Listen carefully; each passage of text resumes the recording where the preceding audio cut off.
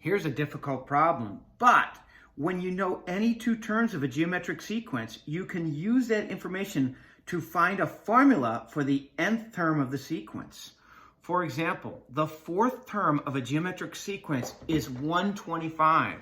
So what I'll do, if I have trouble knowing where to start, is I'll draw it out. A1, A2, A3, A4. They're telling me that this is 125. And the 10th term, so A5, A6, A7, A8, A9, here is A10.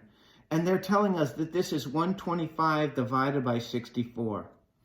Find the 14th term. Well, this is our objective. A11, A12, A13, A14. All right. So I know that to go from A4 to A10, I have to multiply by R, by R, by R, by R, by R, and by R. So each of these little bunny jumps here is a multiplication of the common ratio. So if I start at 125, that's where I'm starting, A4, I know if I multiply that by a 1, a 2, a 3, a 4, a 5, 6 times R to the 6th, then I will get A10. How can I use that information? This equation will translate into 125. I'm substituting for A4 times R to the 6th is equal to A10. Now I'm substituting for A10, 125 over 64. Now we have a simple algebra problem to solve. To solve this algebra problem, I suggest, well, we're trying to isolate R. So let's multiply both sides by 1 over 125. And I suggest that because I've seen too many people foul up a complex fraction of the form A over B over C over D. They just forget to keep change flip. But if you multiply both sides by 1 over 25, this quickly becomes R to the 6th equals 1 over 64. So R is equal to plus or minus the 6th root of 1 over 64. But they told us in the problem that we can assume that all terms are positive.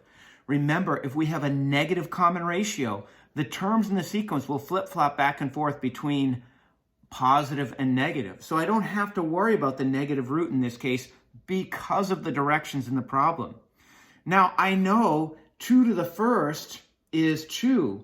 2 squared is 4. 2 to the third is 8.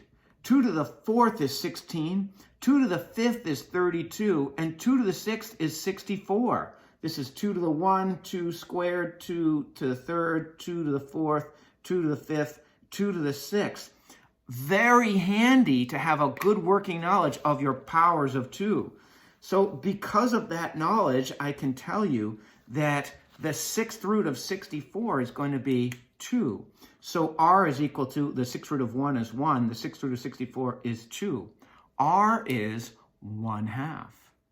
So if we know that R is 1/2, and we also know A10 is 125 over 64, look what we're going to do. We're going to multiply by 1/2, by 1/2, by 1/2, by 1/2. In other words, we're saying essentially A14 is equal to A10 times R to the 4th. I just figured that out. There's nothing that tells me other than I'm just using my head. If I start at A10 and I multiply by R times R times R times R, then I'll get A14. We were asked to find A14, and you can see that that's going to be A10 times R to the 4th.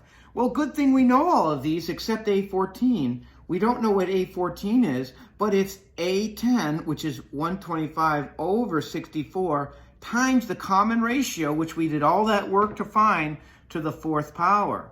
Well, if we go to our calculator, by the way, we know 1/2 to the 4th is 1 over 16, And when we multiply this out, we're going to get 125 over, essentially this is 64 times 16, which is 1024, which is our answer.